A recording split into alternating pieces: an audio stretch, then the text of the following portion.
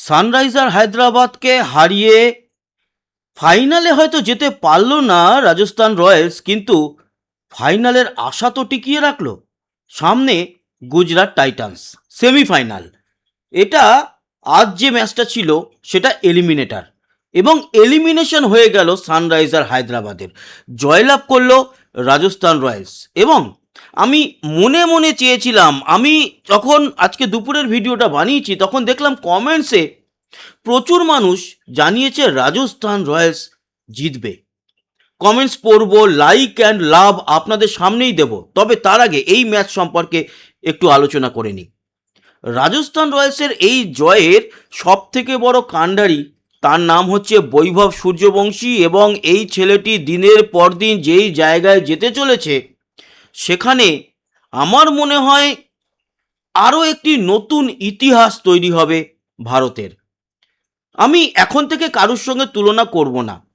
সুনীল গাভাস্কারের সঙ্গে কখনো সচিন তেন্ডুলকরকে তুলনা করা যায় না, সচিন তেন্ডুলকরের সঙ্গে তুলনা করা যায় না বিরাট কোহলির।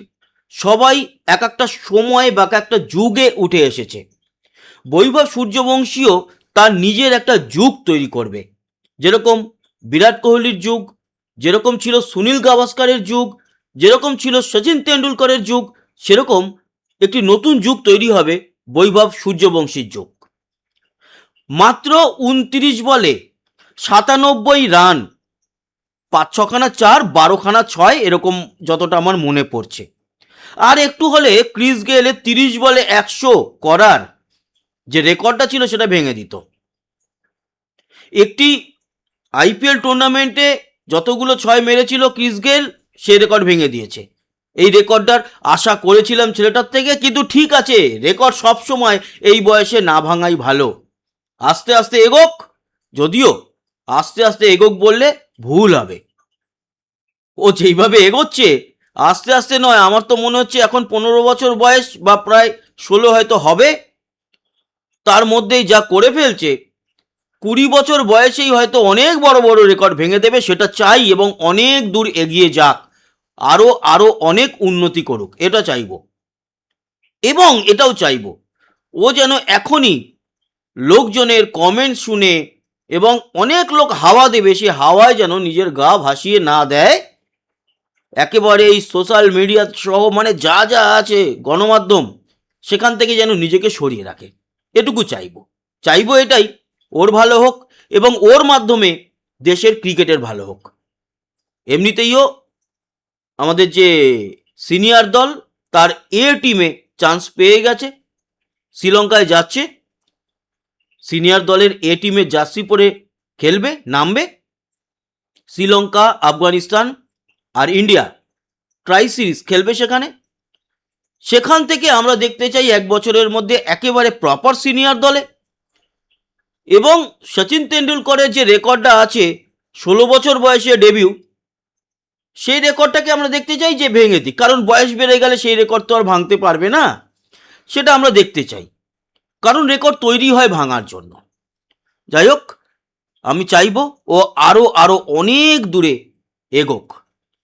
কমেন্টসে আসবো, তার আগে বলে রাখি, এই যে মাঠে আজকে খেলা হয়েছিল নিউ চণ্ডীগড় মুল্লানপুরে, সেখানে রেকর্ড যেটা দাঁড়ালো, তাতে এর আগে সানরাইজার হায়দ্রাবাদ বনাম রাজস্থান রয়্যালসের আগে ম্যাচ হয়নি এই মাঠে। তবে সানরাইজার হায়দ্রাবাদ এর আগে 1-1 মানে একটাই জিতেছিল, একটাই হেরেছিল, এরকম পজিশন ছিল। এবং রাজস্থান রয়্যালস 3টে ম্যাচ খেলেছিল, হায়দ্রাবাদের সঙ্গে নয়, অন্য দলের সঙ্গে, সেখানে 3টেই জিতেছিল। রাজস্থান রয়্যালস 4-0 হয়ে গেল এই মাঠে। মানে এই মাঠের রেকর্ড একেবারে সোনার মতো।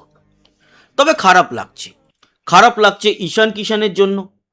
কারণ এটা তো আজকে এলিমিনেটর ম্যাচ ছিল, এলিমিনেশন হয়ে গেল, সানরাইজার হায়দ্রাবাদ বিদায় নিল এই আইপিএল 2026 থেকে। সেই জন্য খারাপ লাগছে, হায়দ্রাবাদ দলটার জন্য খারাপ লাগছে। 3 নম্বর দল হিসাবে এই লিগ শেষ করেছিল। আমি বলতে চাইছি প্লে অফের আগে পর্যন্ত শেষ তো করেছিল, 1 থেকে 4-এর মধ্যে ছিল টোটাল 10টা যে দল, তাদের মধ্যে। খারাপ অনেকের জন্যই লাগছে, আবার ভালো লাগছে রাজস্থানের কথা ভেবে। তার কারণ বৈভব ফাইনালে ওঠার জন্য সেমিফাইনাল খেলবে। আমি 29 তারিখের ম্যাচটা, যেটা গুজরাট টাইটান্স বনাম রাজস্থান রয়্যালস হতে যাচ্ছে, তাই নিয়ে তো 29 তারিখ সকালে আপডেট থাকবে। সেখানে আপনারা কমেন্টস করবেন ওই ম্যাচে কে জিতবে। এই ম্যাচে কমেন্টস করার দরকার নেই। এই ম্যাচে নর্মালি আপনারা খুশি কিনা সেই নিয়ে কমেন্টস করবেন। এবার আসি আমরা যে স্কোর কার্ড। দেখুন, আমার মতে এই ম্যাচে বৈভব হচ্ছে গিয়ে প্লেয়ার অফ দ্য ম্যাচ। 29 বলে 97, এর থেকে আর কি বেশি আশা করেন? যাই হোক, সেঞ্চুরিটা করতে পারলে অবশ্যই ভালো লাগতো। রাজস্থান রয়্যালস প্রথমে ব্যাট করে তোলে হচ্ছে গিয়ে 243 রান 8 উইকেটে, যদিও এটা কম রান, কারণ একটা সময় মনে হয়েছিল যে প্রায় 270 থেকে 80 পৌঁছে যাবে, কিন্তু 15 ওভারের পর থেকে পরপর উইকেট পড়ে যায়। তাও ঠিক আছে, 20 ওভারে 8 উইকেট হারিয়ে 243 তোলে। সেখানে মাত্র 196 রান তুলতে সক্ষম হয়েছে। এটা মাত্র বলছি বটে, কিন্তু এটা মাত্র নয়। টি-20-র জন্য 196 রান অনেকটাই ভালো, তবুও তুলতে পারেনি।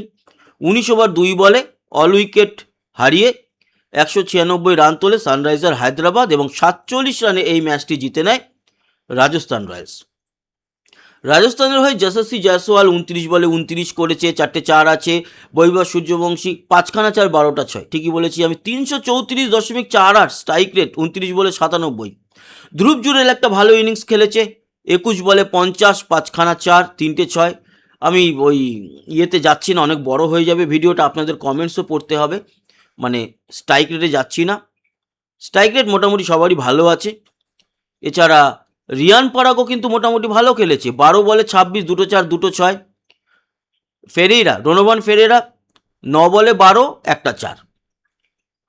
দাসুন সানাকা 3 বলে 5। রবীন্দ্র জাদেজা নট আউট ছিল, 9 বলে 12, একটাই 4 মেরেছে। জোফরা আর্চার আজকে 5 বলে 4 রান করেছে, 1টা 4। আর নান্দ্রে বার্গার 1 বলে 1। সুশান্ত মিশ্রা ইম্প্যাক্ট প্লেয়ার হিসাবে এসছিল, 3 বলে 1 রান।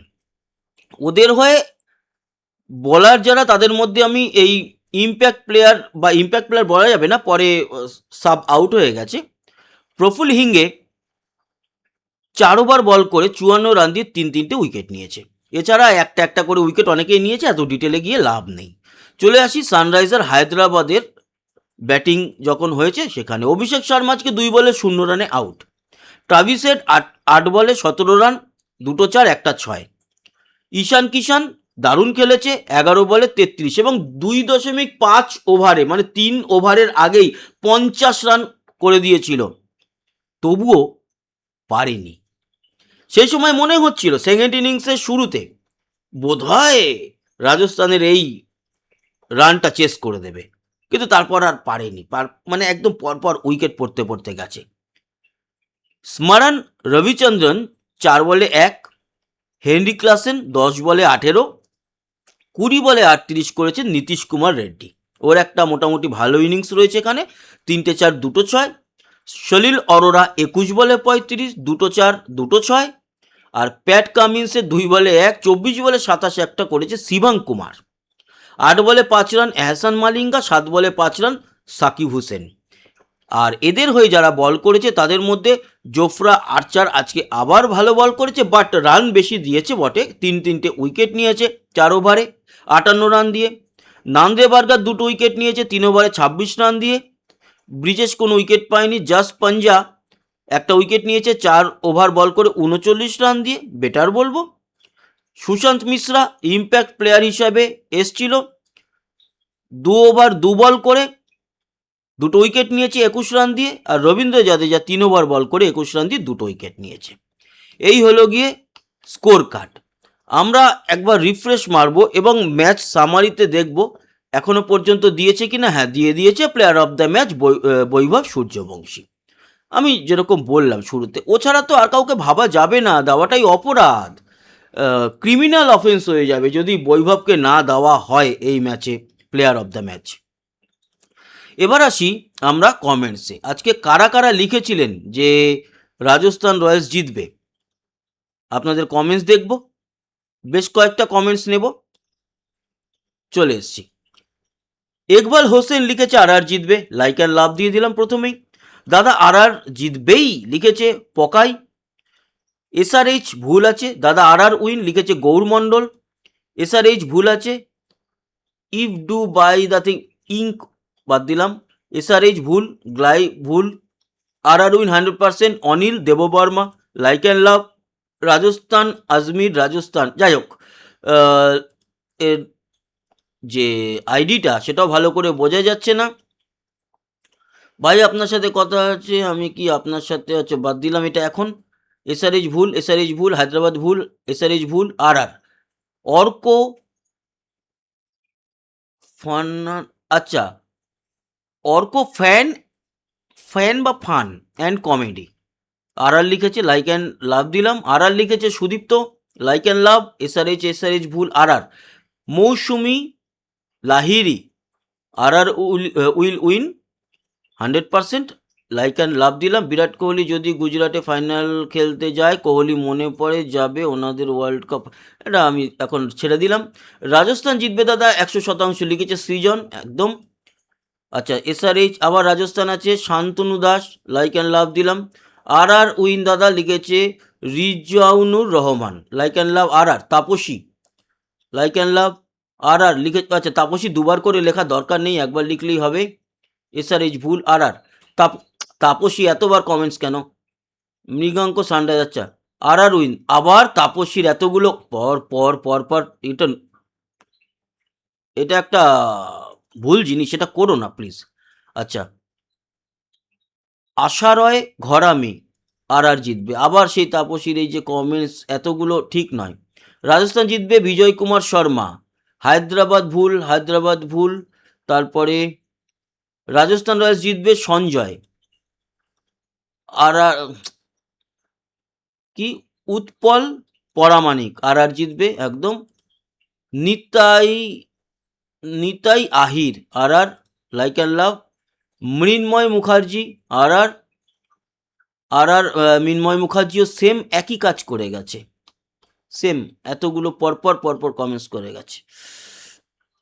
বেনু দে লিখেছে, দাদা আমি আপনার প্রতিটা কমেন্টস দেখি, কিন্তু আপনি আমার কমেন্টস পড়েননি কোনো দিন। পড়লাম আজকে, কিন্তু আপনি লিখেছেন আজকে হায়দ্রাবাদ জিতবে, তাই লাইক অ্যান্ড লাভ সেটাতে দিতে পারলাম না, বাট লাইক একটা দিলাম এই কমেন্টস পড়ার জন্য। আর উইন সাগর সরকার, আজকে রাজস্থান সঞ্জয় বৈরাগী, রাজস্থান জিতবে লিখেছে। আর উইল উইন শ্যামল মল্লিক।